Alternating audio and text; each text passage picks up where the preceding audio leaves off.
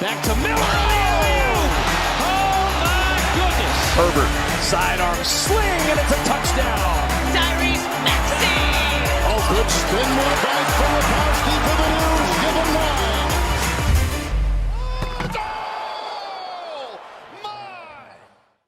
Hello, everybody, and welcome back to another episode of the Beef Upfront podcast here on Pick Swap Media. This is your host, Ryan Coyle. Today with another episode as part of our preview of the upcoming college football season. I compiled a list of my 10 favorite matchups I'm looking forward to the most this upcoming year. And this was a really hard list to make, and especially ordering it 10 to 1. So many good games that I'm looking forward to. A lot of them coming within the conference. We got some conference realignment coming up that could potentially impact some of these rivalries down the road. I got some good non-con games as well. So I compiled my list of my top 10 games, and I'm going to run through them and just touch on each matchup a little bit and why I'm looking forward to these games. Some very familiar names on here. You'll see Alabama a few times. You'll see Ohio State a couple times.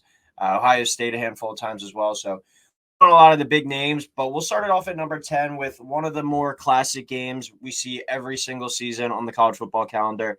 And it's not two very big name schools college football wise, but you can't really talk about the history and the tradition of college football without these two. And that's the Army-Navy game. This year will be played on December 9th at Gillette Stadium. Last year, I actually had the chance to go to this game at Lincoln Financial Field. And it was just a really cool event to be at, be a part of, everything that went into it. If you haven't been able to go to one in person yet, you should try to, because it's an awesome experience. Great way to wrap up the college football regular season. They get their own game on this Saturday, unless there's like some cancellations or something. But this is like the standalone Saturday game right before all the conference titles.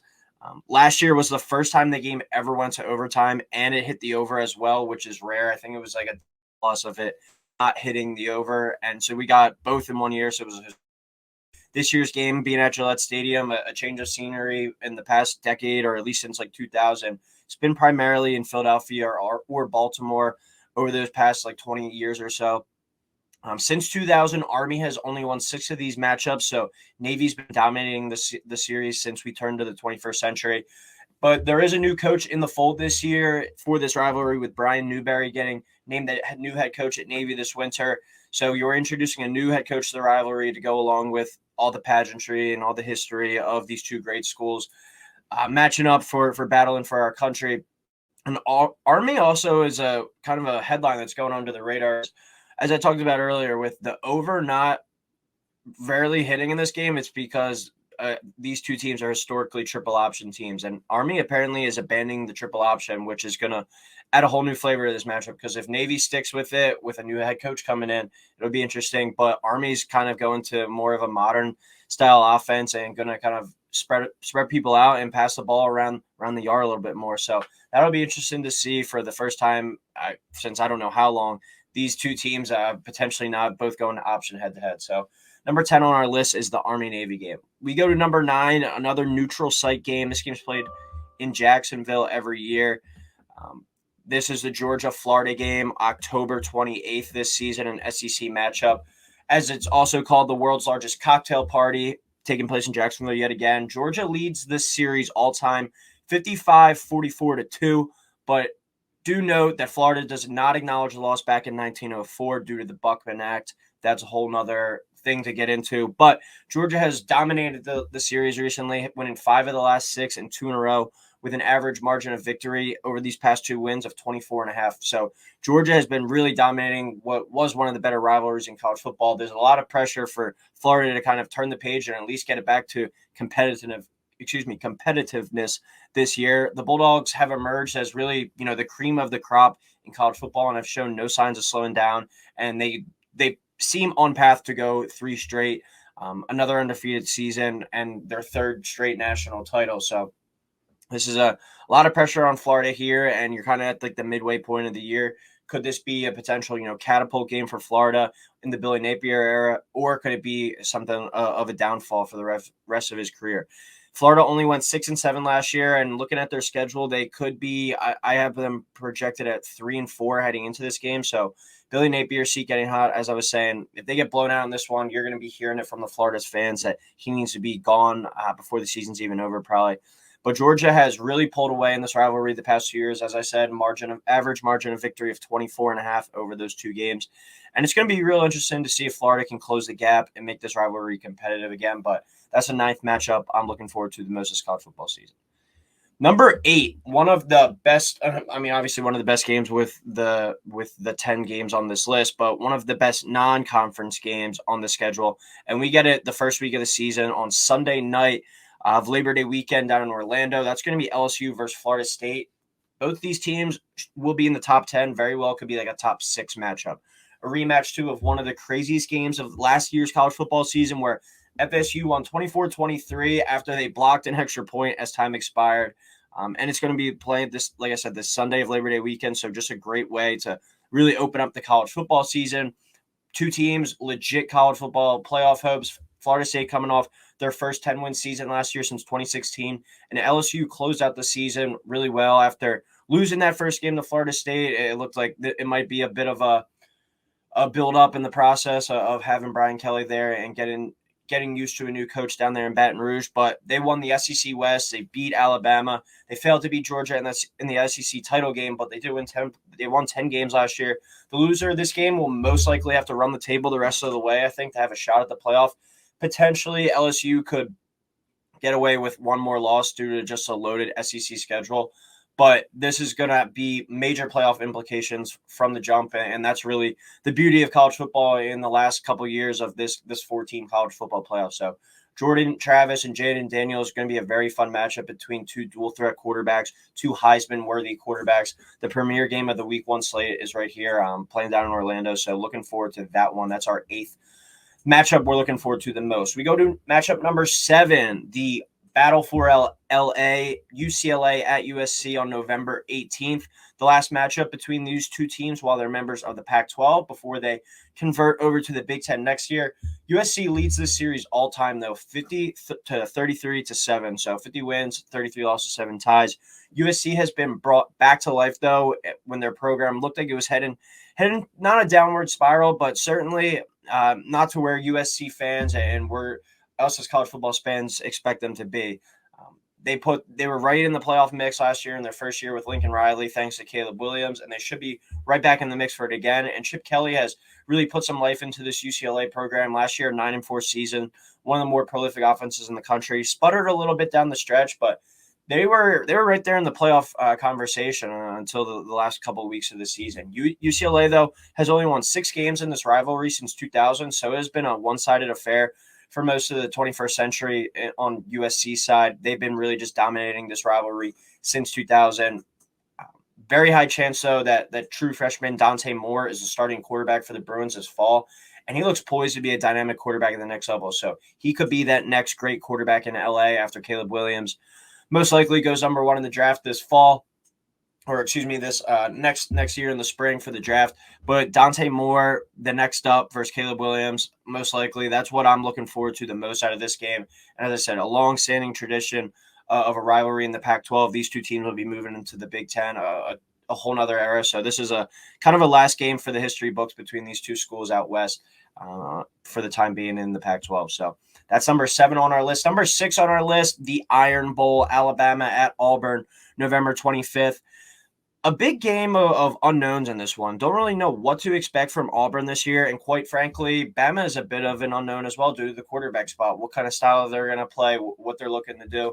I do like the hire of Hugh Freeze at Auburn, and I think he will have a great impact as long as he stays in check and not get in trouble off the field.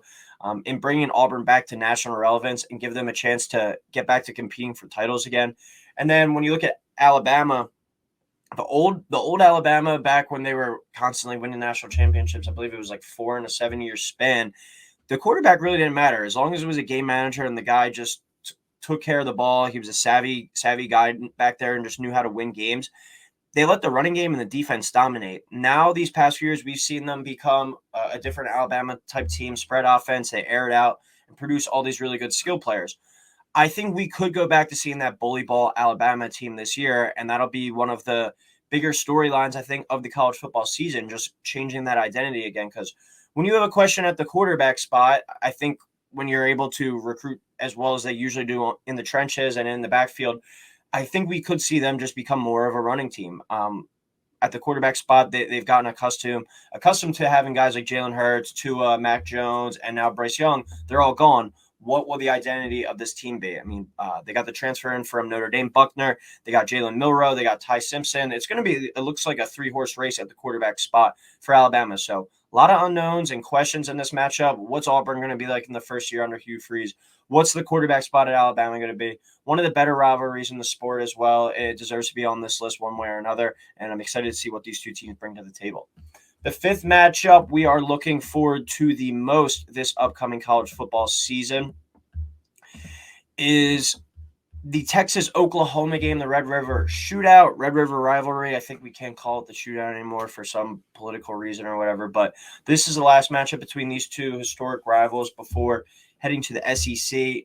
Steve Sarkisian has a lot of pressure on him this year as they're the Big 12 favorites heading into the year, and Brent Venables as well has, after a tough first year at Oklahoma, he has a lot of pressure on him too. So this is a big game for the coaching matchup and another really good rivalry, and I wouldn't rule out 2 coaching changes from these schools before heading into the SEC next year if they both struggle. So a lot of pressure in this game.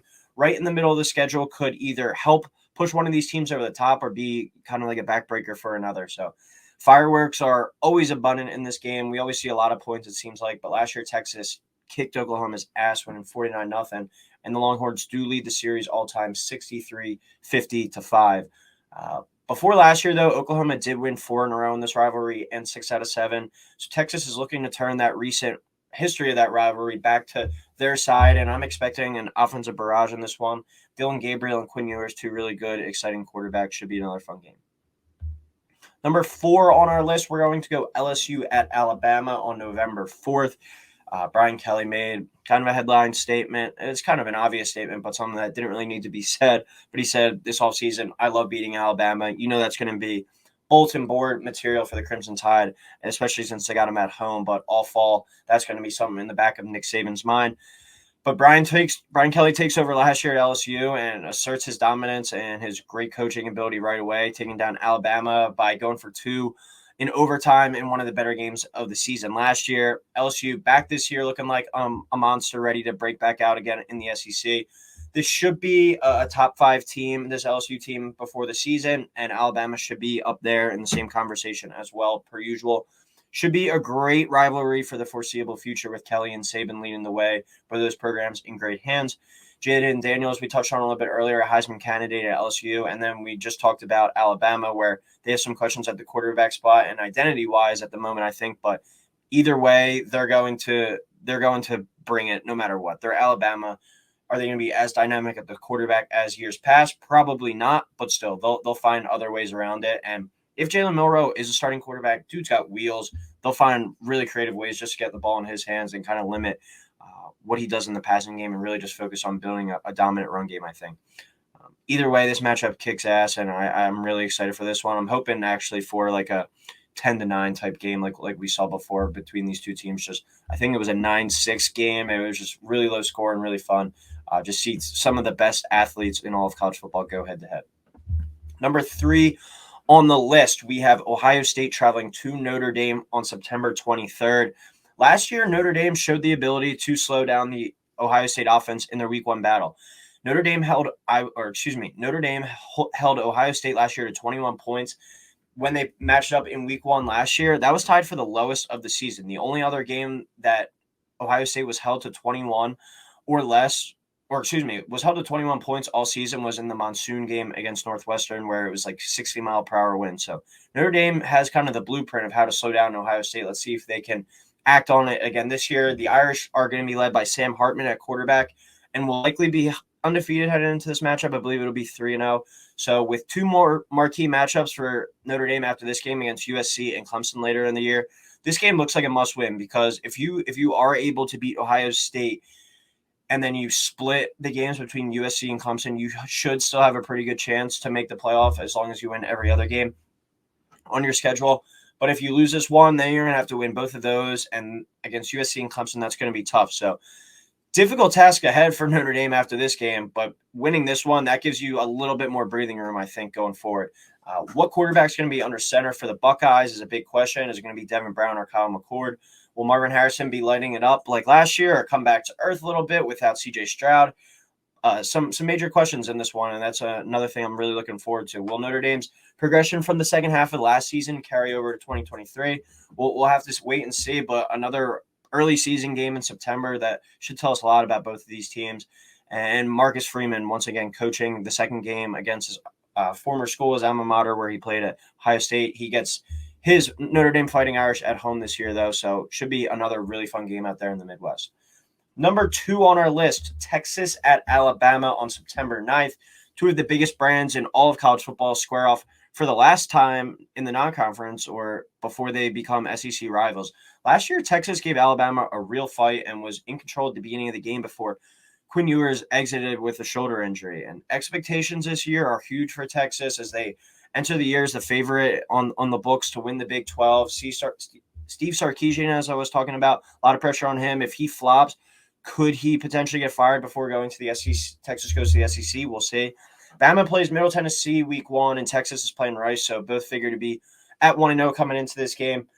But on both sides, a lot of intrigue at the quarterback spot. Is Milroe the guy for Alabama? Buckner, Ty Simpson, who's going to start? And is Quinn Ewers going to take off and be the hyped-up prospect that many thought coming into college that he was going to be? He is entering the year as the second highest favorite to win the Heisman. So it seemed like last year, if Texas was going to be able to upset Alabama, it was then when that Alabama team wasn't that great, and Texas did have a really good shot to win it at home. So going to be interesting to track this one, to watch this one. Will they be able to go into Tuscaloosa this year and pull off the upset, where they'll likely be more than a touchdown underdog, I would assume? It'll be a really good story for Texas to, especially like recruiting wise, transfer portal wise, like, all right, we got Bama, we're heading to the SEC, come play for us. Going to be a real exciting game. And I think other than my number 1 game, the most watched game of the college football season. And our number 1 game, the best game in college football right now between these two teams, the two most evenly matched schools, I think. And that's Ohio State at Michigan on November 25th. The last time Michigan won 3 straight games in this series against their biggest rival, Ohio State, was back in 1995, 1996, 1997. So say that again. The last time Michigan won 3 straight games against their biggest rival, Ohio State, was back in 95, 96, and 97. Most of us probably listening to this podcast right now weren't even born then. But they did cap off that 1997 season with a national title, and they have not done so since. So Michigan has won the last 2 against Ohio State. Can they make it 3, and then they repeat history by going on and winning the college football playoff? It remains to be seen, but that would be a pretty cool story to get that first national title for Jim Harbaugh. After winning 8 straight games against Michigan, Ohio State has lost 2 in a row, and that's including an average margin of defeat in those games of 18.5 points per game. So Michigan has dominated this rivalry the past 2 years and absolutely has bullied Ohio State up front and ran their way to victory. I think Ohio State's going to come into this year with a much tougher identity after an offseason emphasizing how much everyone was proclaiming them as soft and how they got pushed around last year by Michigan. J.J. McCarthy has a chance to go down in history, though, in the Michigan record books as the first Michigan quarterback to beat Ohio State 3 times. That hasn't happened in the 21st century, as we touched on at the beginning. So both teams have a chance to be very, very good again. Both have a chance to be undefeated as well heading into this matchup, just adding more meaning to it. And the winner of this, unless Penn State has a really good year as well, it could be like a 3-horse race in the Big Ten. They're that side of the conference. But the winner of this game is likely headed to the Big Ten title game, which most likely will be headed to the college football playoff as well. So Ohio State, Michigan, a lot on the line in that matchup this year. But that'll do it for the Beef Up Front top 10 college football games of this upcoming season. Make sure to stay tuned as we will be ripping out a bunch more college football content. We're about 40 days now away from week 0 when Notre Dame plays Navy. So thank you, everyone, as always, for tuning in. Please like, subscribe, drop in the comments some of your favorite matchups this year, and we'll talk soon.